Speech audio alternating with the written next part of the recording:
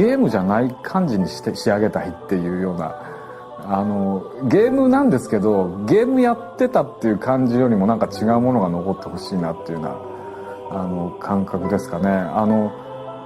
僕ほら例えばゲームっていろんなものがあるし、スポーツゲームもあればパズルみたいなのもあるしっていう、そういうもののなんていう要素をもう何でもかんでも吸収しちゃうようなゲームなところがあるので、ゲームをしてるんだけれどもいろんなことの体験をしてって最後にその物語全部が集約一つ終わりを迎えるみたいな、そういうような遊びともつかないしゲームともつかないし、何だったんだろうこれは、なんかその疑似体験としてなんか面白いものを経験しちゃったなみたいな、そういう感覚で終われるものになってくれればいいなといつも思ってますね。だからゼルダは何でも吸収できるし、何をやってもゼルダとも言えるし、うまいことをやらないとゼルダと言ってもらえないみたいな変な側面もあるし、なんかね変な不思議なゲームです。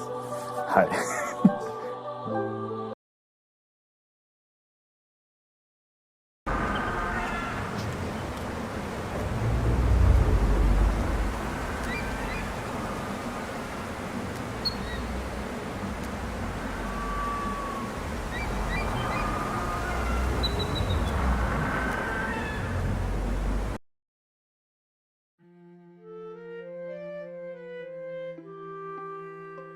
Eiji Aonuma's directed Zelda games are the single most over-discussed topic in what is a very short history of video games as artwork. Only a few decades, really. This means that many people, who have no interest in him as an artist, feel the need to form and express an opinion anyway, because it's something they're going to get quizzed on. The reception of the Legend of Zelda games ballooned extremely quickly, almost as quickly as games as a whole, so in the end, like it or not, the intended interpretation of these games is an incredibly important question to ask, especially if you're going to make the argument that any video game should be considered a work of art. Of course, this entire video is also impossible without going over the timeline that you've probably heard a lot about. I did want to integrate things a little better, and I promise by the end of it I will explain everything, but I'd be remiss if I didn't cover the timeline first, and then explain afterwards why it matters. A lot of Zelda fans do intuitively understand a lot of this, but in the end they can't see the forest for the trees, and so all these little details end up getting the same treatment that a fan theory would. So right off the bat, I want to say that this video isn't a theory, this isn't apologetic in any way, and it isn't my opinion thinly disguised as a review. This is simply The Legend of Zelda as intended by Eiji Aonuma.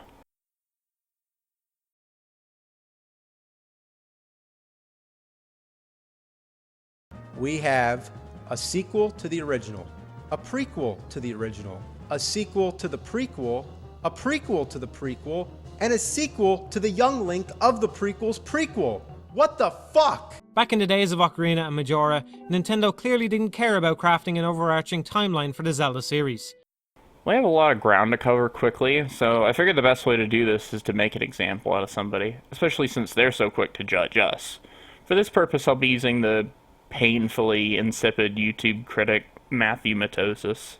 The most shocking revelation in the game is that Zelda is actually the reincarnated form of the goddess Hylia, a character who had never even been mentioned before until the intro to Skyward Sword. The very first Zelda timeline can be found all the way back in 1991 in this Famitsu article. A Link to the Past is mostly a Tezuka game, but the manual was actually penned by Koizumi. This was just before Aonuma was brought on, and in this manual you get to see a lot of the ideas that Koizumi and Aonuma would work on together in their earliest forms. But I'll just show the timeline here first. Okay, so you've got Zelda 3 at the top, and then it says the original Zelda makes her first appearance, and then it also says Link's ancestor, ? Then after that it just says Nagai Nengetsu, I think, which is just like a long period of years and months. That's all it is. It's interesting that Koizumi is saying Link to the Past is a time jump prequel to Zelda 1. Aonuma must have really loved this idea, because when he was brought on, he repeated it. Twice. When we get into later the boundaries of Aonuma's creative control, this will be an important thing to go back over, because it shows the line between what he inherited and how he retooled it to fit his own purposes. In 2002, following the release of The Wind Waker, Aonuma would give this quote in Nintendo Power. "Where does The Wind Waker fit in the overall Legend of Zelda timeline?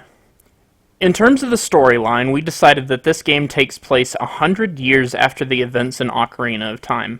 We think that as you play through the game, you'll notice that the beginning of the story explains some of the events in Ocarina of Time.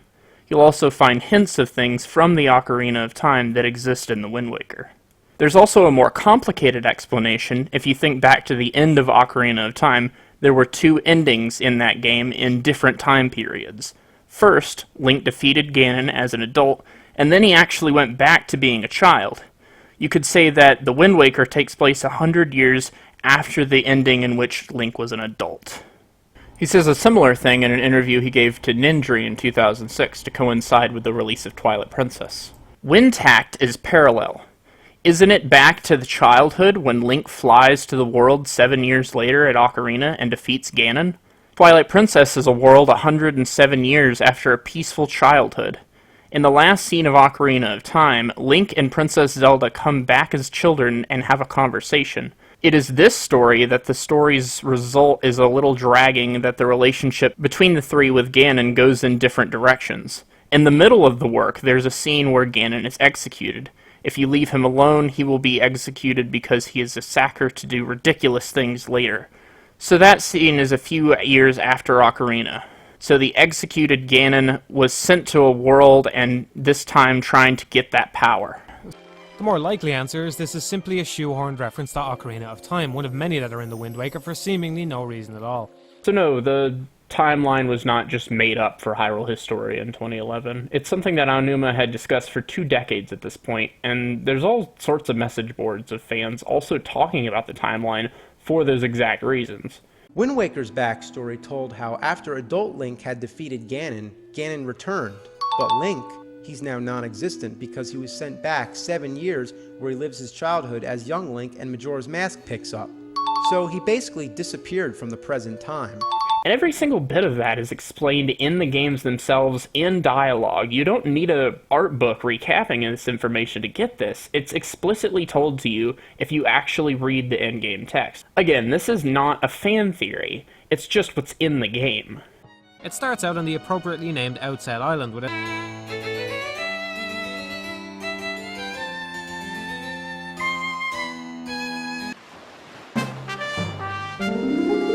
It's also insane to say that Wind Waker has to feel a certain way in order to be a continuation of the story. There's no time travel in the Wind Waker, Link has no connection to the previous one apart from his clothes, the game doesn't even take place in Hyrule, not as we know it anyway.